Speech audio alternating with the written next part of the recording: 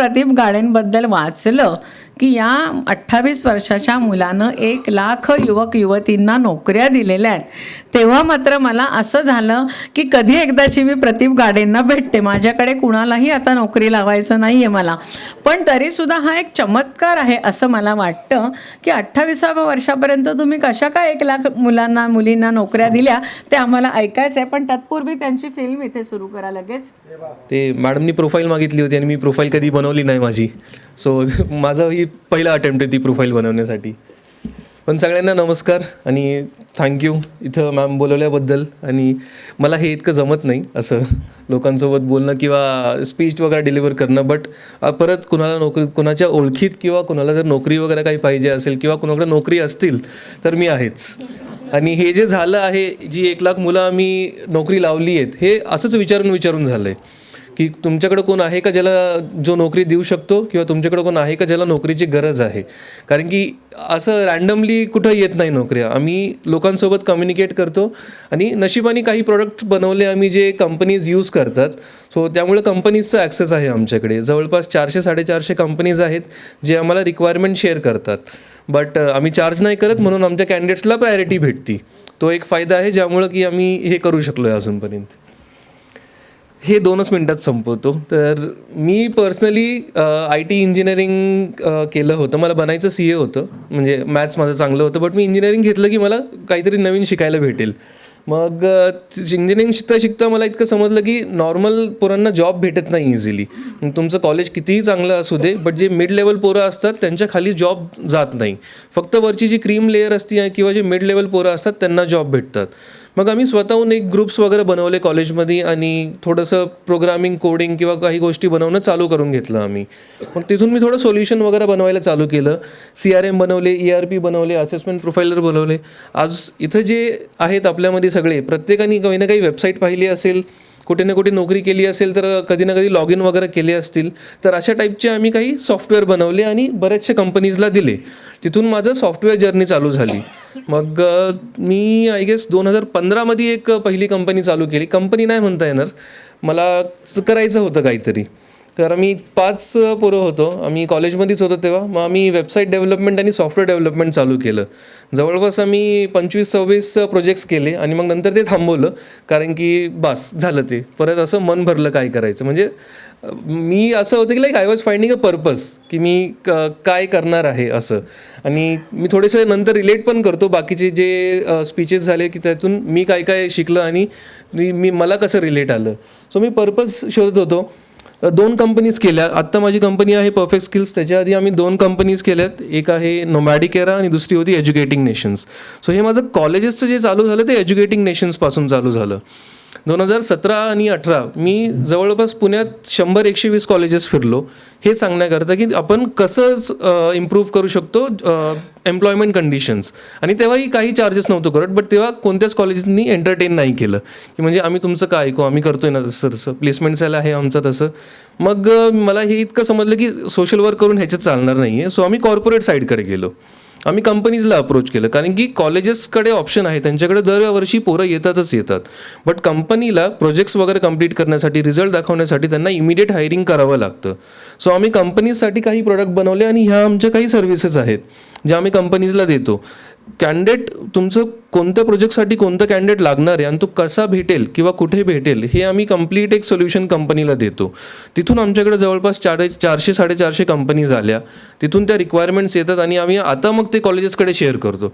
आता जेव्हा आम्ही कॉलेजेसकडे जातो तेव्हा कॉलेजेसचं असं असतं की हां तुमच्याकडे नोकरी आहेत, मग तुम्ही या आमच्याकडे आधी. बट परत तेच की सोशल वर्क जेव्हा आधी करतो तेव्हा चाललं नाही. आणि एक जो मुद्दा होता, मॅडम जसं म्हटलं की मी पोरांकडून चार्ज नाही करत, कारण की कधीतरी मी पण तसाच होतो. आणि मी तसं एज्युकेशन माझं कंप्लीट केलं नाही. मी 4th इयरमध्ये ड्रॉप घेतला या गोष्टीसाठी, कारण की जर घेतलं असतं मग बॅकअप असतं. आणि माझं एक असं अप्रोच आहे की अनलेस अंटील तुम्ही 100% देताय त्या गोष्टीसाठी तोपर्यंत कमिटमेंट नाही आहे तेवढी. सो मला असं आहे की जी पोरं आहेत आणि सगळी पोरं Tier 1, Tier 2, Tier 3 सिटीज, गरिबी आहे सगळीकडे. आणि माझा जो टार्गेट ग्रुप आहे ना, ती अशीच पोरं आहे जे कन्सल्टन्सीची फीस भरू नाही शकत. कारण कन्सल्टन्सी काय करतं, एक तर प्रीमियम रेग्युलर पेड प्लॅन असतात 8,000 पर मंथ अशा टाईपचे, किंवा ते तुमचे पगार घेतात, पहिली सॅलरी घेतात किंवा पहिले 3 सॅलरीज घेतात, असं करतात. आणि पोरांना परवडत नाही ते. जॉब लागल्यानंतर तुम्ही करू शकता, तुम्ही त्यात पर्सेंटेज घ्या, असे बरेचसे आता नवीन चालू झालेत. बट आधी एक हे कोविडच्या आधी बरंच काय होतं की तुम्ही आधी एक 50,000-60,000 रुपये भरायचे, त्यानंतर तुमचा जॉब लागलं त्यातले 20% आम्ही घेणार तुमच्या CTCचं जे असायचे. सो त्या केसमध्ये असं ठरवलं की पोरांकडून आपण कधीच पैसे नाही घ्यायचे, आणि ते लागत पण नाही, कारण की आमचे जे प्रोडक्ट्स आहेत ते कंपनीज वगैरे यूज करतात, ते आम्हाला ॲन्युअल सबस्क्रिप्शन वगैरे देतात. सो नशिबाने ती साईड चांगली आहे म्हणून कधी इकडं असं काही करायची गरज लागली नाही. सो हे इतकं थोडंसं होतं की मी असं कसं करतो. आणि सॉरी मी खूप फास्ट बोललो असेल तर. ही असं रेग्युलर अशी बोलायची सवय नाही. पोरांमध्ये बोलणं कम्फर्टेबल असतं, बट इथे सगळेच मोठे बसलेत आणि मला वाटतं मी छोटा आहे इथे.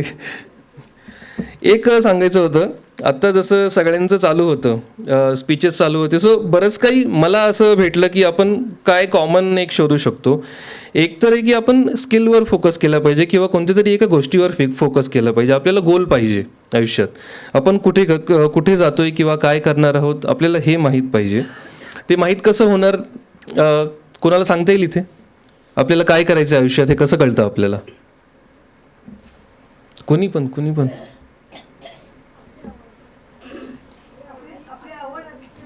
हां, आपली आवड असती. सगळ्यांना काही ना काहीतरी आवडतंच. म्हणजे जसं मला काहीतरी बनवायला आवडायचं, कोणाला तरी पेंटिंग आवडत असेल, कोणाला फिरणं आवडत असेल, ट्रॅव्हल व्लॉगिंग किती चालू झालं आहे आजकाल. पोरं माउंटेन्सला जातात, बीचेसला जातात, तिथं व्हिडिओ काढून यूट्यूबवर टाकतात, तिथून पैसे कमवतात.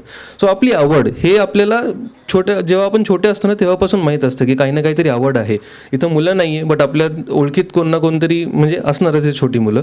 सो एक सजेशन फक्त माझं असं राहील की त्या मुलांना सांगा की तुमच्या आवडीवर फोकस करा, आणि ती आवड तुम्ही मॉनिटाईज कशी करू शकता, त्या आवडी थ्रू तुम्ही करिअर कसं बनवू शकता. सो हे एक फोकस करा. आणि ह्या सगळ्या मुलांना ज्यांना आम्ही जॉब लावलेला आहे त्यांना आम्ही तेच सांगतो की जर तुला IT मध्ये इंटरेस्ट आहे ना तरच ITच्या जॉबला अप्लाय कर, नाही तर sales, marketing, BPO, KPO, blue collar 100 job opportunities आहेत.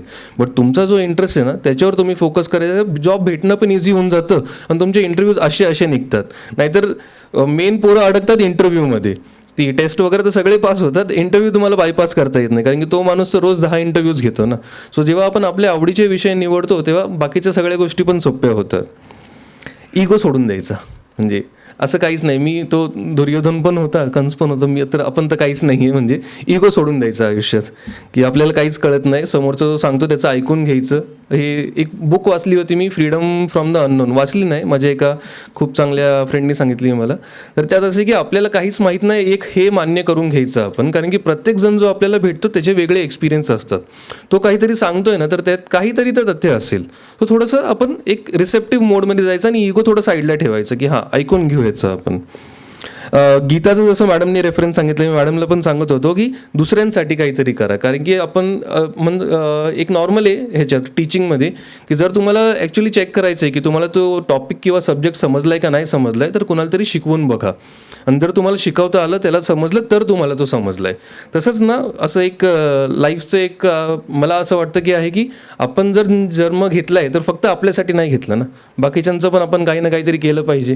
नाहीतर म्हणजे असं तर सगळेच आहेत जे स्वतःचं करतात ते. सो थोडं काहीतरी दुसऱ्यांसाठी पण करायचं आपण. नितीन बानगुडे पाटील आहे, त्यांचे व्याख्यान खूप चांगले असतात आणि त्यांचं एक म्हणणं असं असतं की तुम्ही जे करताय, जिथं करताय त्या क्षेत्राचे शिवाजी बना. कारण की महाराज त्यांनी खूप चांगलं काम केलं. महाराज नसते आपण नसतो. सो आपण जे करतो त्या क्षेत्रातले एक शिवाजी बनायचं. वर्क फॉर इक्वॅलिटीमध्ये मॅडमने जसं सांगितलं की मेल फिमेल जे डिस्क्रिमिनेशन वगैरे होतं, असं खूप मल्टिपल लेवलचं डिस्क्रिमिनेशन आहे आपल्या सोसायटीमध्ये. आणि तुम्ही खूपच चांगलं काम करताय मॅडम. आणि आता आपण इथे 20 जण आहेत का, आय गेस 50 काउंट जो पण असेल, तर आपण जरी ह्या गोष्टी आपल्या आजूबाजूच्या लोकांना सांगितलं ना, ते सलमान खानची एक पिक्चरमध्ये होती, थँक्यू मत बोलो 3 लोगों की मदत करो. खूप चांगली कन्सेप्ट होती, बट सलमान खान होता म्हणून पिक्चर फ्लॉप झाली, फक्त ॲक्शनच ॲक्शन. तर ती गोष्ट खूप चांगली आहे की आपण आता इथून जे शिकलोय जाऊन अजून 3 लोकांना सांगू.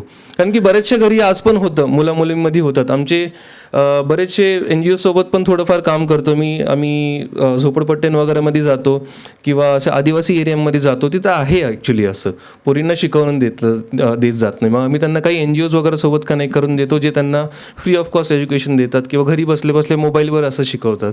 सो ह्या गोष्टी आहेत. सो आपण 2-3 लोकांना सांगून हे कसं आपल्याला कमी करता येईल आपल्या लेवलवर, सो हे आपण एक प्रयत्न केला पाहिजे. आणि मी पण इनफॅक्ट अजून करेल. आत्ताच सरांनी जसं सांगितलं की राष्ट्र म्हणजे काय, एक असा वर्ग जो काम करतो, ॲक्च्युली ते खूप चांगलं होतं. आणि माझे वडील पण सर आर्मीमधून आहे, सो मी खूपच एक्सायटेड होतो इथं येण्यासाठी. माझे वडील 33 इयर्स आर्मीमध्ये होते. आणि मला असं वाटतं की मी जे पण गोष्ट करतोय किंवा करू शकतोय, आईवडिलांमुळेच करू शकतोय. मम्मीने असं शिवाजी महाराजांचं सगळं सांगितलं मला, पप्पांकडून मी डिसिप्लिनाने सगळं शिकलो. सो जे पण करतोय, म्हणजे मी असं सकाळी 5ला किंवा 6ला उठत नाही, बट जर मी 10ला उठलो तर मी काम संपूनच दिवस एंड करतो. सो ती जी डिसिप्लिन आहे की जर task needs to get done, so ते मी वडिलांकडून पाहिले. कारण की छोटं होतं तेव्हा असं असायचे, पप्पा इथं नाही आले तिथं नाही आले, बट आता त्या गोष्टी समजतात की काही गोष्टी असतात ज्या इम्पॉर्टंट असतात. आणि जेव्हा आपण दुसऱ्यांसाठी करतो ना, तेव्हा ते एक वेगळंच एक आनंद पण भेटतो. जेव्हा पोरांना नोकऱ्या भेटतात, चांगल्या नोकऱ्या भेटतात किंवा चांगलं पॅकेज भेटतं, सो तो एक आनंद पण भेटतो. सो एक इंडियन आर्मीला आपण स्टडी करू शकतो जर आपल्याला बघायचं आहे की एक आयडियल सोसायटी कशी असली पाहिजे. आज पण जर आपण बघितलं, पुण्यात जर आपण नॉर्मल फिरलो आणि कॅन्ट एरियामध्ये फिरलो, जमीन आसमानचा फरक आहे. तर हे एक आहे जे आपण ऑब्झर्व करू शकतो. आणि हे काही माझी ऑब्झर्वेशन्स होते. बट अगेन थँक्यू मॅम बोलवण्यासाठी. आणि परत सॉरी खूप जर फास्ट झाला असेल तर, मला या सगळ्याची इतकी सवय नाही आहे. Thank you so much. हां, मी नंबर सांगतो, काही असेल तर व्हॉट्सअप करू शकता मला. 9860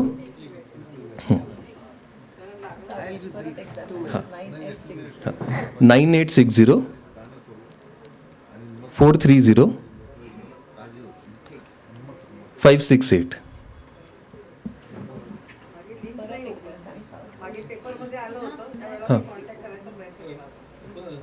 गुगल फॉर्म थ्रू कॉन्टॅक्ट करायचा प्रयत्न केला होता. हां ते हां, नंबर परत रिपीट करतो, 9860 430 568. आत्ता मॅडम जसं म्हणलं तसं मध्ये एक पेपरमध्ये बातमी आली होती, तर तेव्हा माहीत नव्हतं. ती बातमी अशी आली होती की ज्यांनी बातमी दिली होती, अद्वैत आय गेस नाव होतं त्याचं, तर त्याच्या कॉलेजमध्ये काही पोरं होती. तर अद्वैतने सांगितलं की असं असं आहे. अद्वैत एका फ्रेंडच्या फ्रेंड थ्रू आला. मग त्यांना आम्ही त्यांच्या कॉलेजमध्ये एक जवळपास 100-150 पोरं प्लेस करून दिली. आणि तिथून अद्वैतनी बातमी दिली. अचानकच खूपच साऱ्या लोकांनी कॉल करणं चालू करून दिलं. आणि तेव्हा आमचं थोडंसं हैदराबादचं काम चालू होतं. सो जवळपास 2-3 आठवडे माझे कॉल्समध्येच गेले. मग आम्ही फॉर्म बनवले सर्क्युलेट करण्यासाठी, ते फॉर्म पण भरून गेले. मग आता असं मॅम म्हणले की फॉर्म ओपन नाही झाला, आमचा सर्व्हरच लोड नव्हता होत, इतके लोकांनी फॉर्म भरले. आणि आता ॲक्च्युली एक थोडंसं एक प्रोजेक्ट चालू आहे आमचं महाराष्ट्र गव्हर्नमेंटसोबत. एक प्लॅटफॉर्मच असं आम्ही बनवायचा प्रयत्न करतोय, Naukri.com सारखं, की ज्यांनी सगळ्यांनाच इझी पडेल. म्हणजे जर नोकरी असेल तर तिथे टाका, आणि जर नोकरी पाहिजे असेल तर तिथे रजिस्टर करा. आणि मिडलमॅन कोणच नाही. आता Naukri.com, Monster.com हे जे आहे ते मिडलमॅन खूप सारे आहेत. आपण तो मिडलमॅन काढायचा प्रयत्न करतोय की सगळ्यांना सोपं पडेल. आणि तुमच्या जे सगळे आहेत, नंबर पण आहे माझ्याकडेच. सो जर असेल नोकरी तर नोकरी शेअर करा. इनकेस जर कोणाला पाहिजे असेल तर त्यांचे प्रोफाईल शेअर करा. एकामेकाची मदत करूनच आपण पुढे जाऊया सगळे. थँक्यू.